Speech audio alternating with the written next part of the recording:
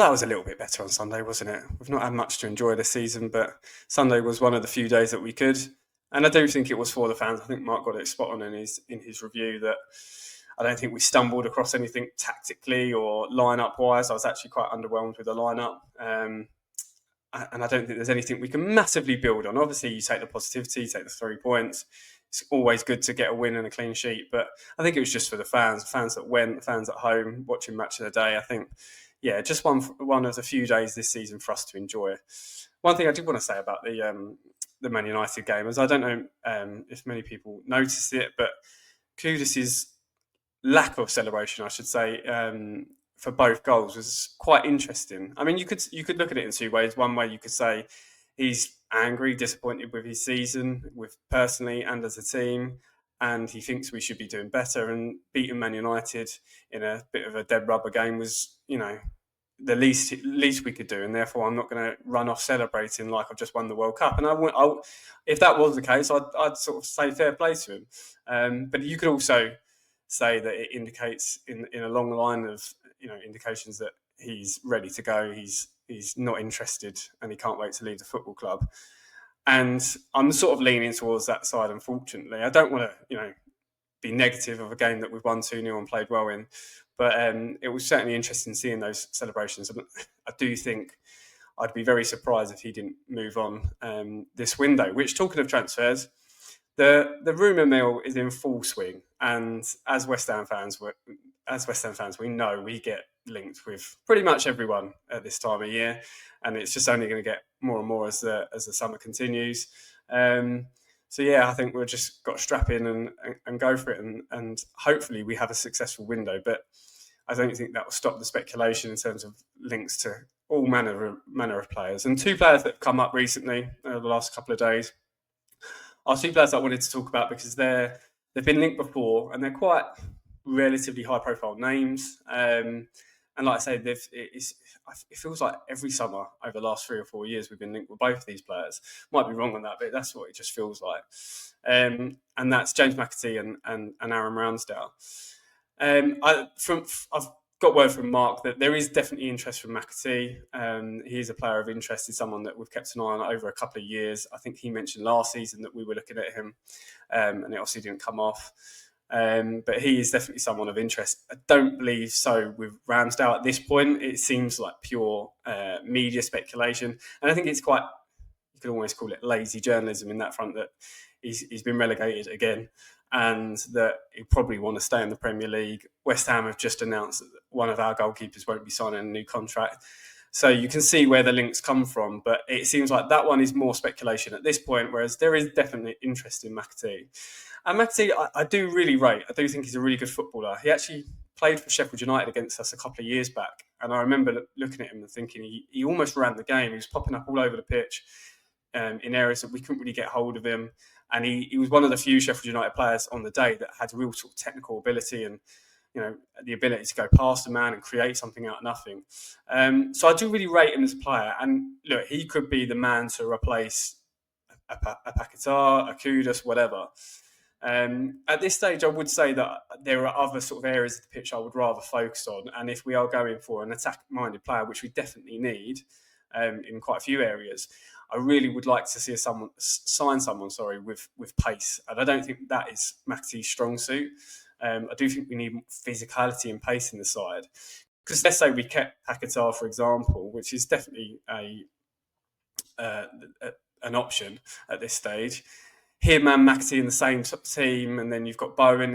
Again, you're still not having someone that's going to run beyond the back line, who's going to stretch play with pace. So at this stage, like I say, I really do rate him as a player. I think he's technically obviously brilliant. He seems like a hungry player as well. He's obviously a very good age. I think he'll only get better and better. So if we did sign him this summer, I certainly wouldn't be arguing. But I do think at this stage, I'd like us to be linked with players with real sort of raw pace and physicality. But yeah, like I say, that's not to say I don't rate him as a player.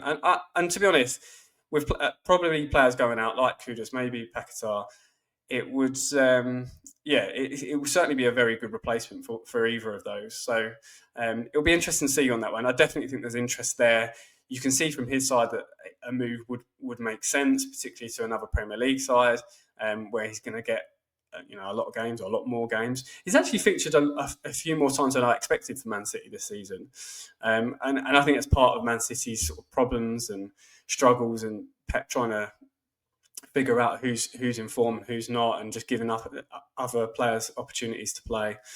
So yeah, I think he's done well. He scored a few goals. So I don't think it's one of those where you're signing a player that hasn't played a lot of football for 2 seasons. I think he's been in and out of the side enough to, have that Premier League experience now. And like I say, I think he's only a player that's going to get better. So yeah, a little bit on the fence with that one, but I do think that it would be a good signing. I just hope that there's, focus elsewhere in terms of the attacking positions on pace and physicality, because that is what we need. We, as I've said before with Mark in preview videos, you feel like when we're playing counter-attacking football, we just don't have any pace in the side. And it was interesting when Kudus and Bowen got brought off on Sunday, and we had Fulkrug and I think Soler, and all of a sudden we just didn't really have an outball. We didn't have anyone that could just stretch the back line. And I don't think even particularly Bowen and Kudus are rapid, and they're going to do that time and time again. So definitely an area I think we need to focus on.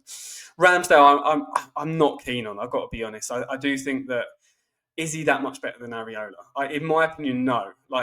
I think he had a very good season with Arsenal when they were going for the title charge, up until the end of the season, when as a team they obviously struggled, and it got the better of them. The pressure got the better of them. And I think him individually struggled with it as well. I remember him giving the ball away for a goal against Southampton, which caused them to drop points, which was a pivotal moment in the title race. And I do think that pressure got to him. So I'm not enamoured with this link, to be honest. And I really would be. I'd be surprised if we brought him into the football club. I just don't see him much better than Areola. I do think if we're going to go for a number 1 rather than a number 2 this summer, I'd rather see someone like Kelleher, for example, at Liverpool, who seems like he could be available. Whether he would want to leave, I'm not too sure, but that would be a move that I would prefer over Ramsdale. I think he's had 6 Premier League seasons. He's got relegated 50% of them. Now, I'm not saying they're all his fault, but the teams he's played for are teams that are going to be around the bottom of the league. But you have to draw something, like Roger Johnson being nicknamed by Mark Noble the relegator. Maybe it would be the relegator 0.2, because that 50% of his Premier League seasons have ended up in relegation, which isn't ideal. And I don't know if many of you saw the Arsenal documentary a few years ago, All or Nothing. Turns out it was nothing. And Ramsdale, there was something he said. There was a bit more of a focus on him on one of the episodes, and he was saying that he struggled with concentration throughout 90 minutes, and that he has to try and keep his mind on track. And that worries me as a goalkeeper, because particularly for a big side, like they say that is one of the key traits for a goalkeeper, because you're not going to have lots to do, and then all of a sudden you will, and that's when you need to turn up. And I don't think there's any surprise that Arteta sort of replaced him with Raya, who, in my opinion, is a much better goalkeeper. So, 26 years of age, he's still at a decent age, but I just don't see this one. I think it will still cost a decent amount of money to bring him in.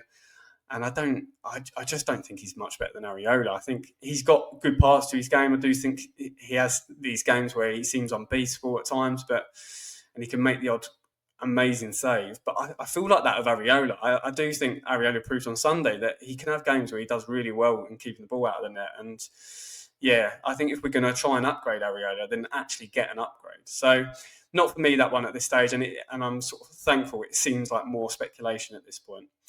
But it's the summer window is approaching, the transfer rumour mill in full swing, and I'm sure there'll be plenty of players linked with West Ham. Come on, you wine.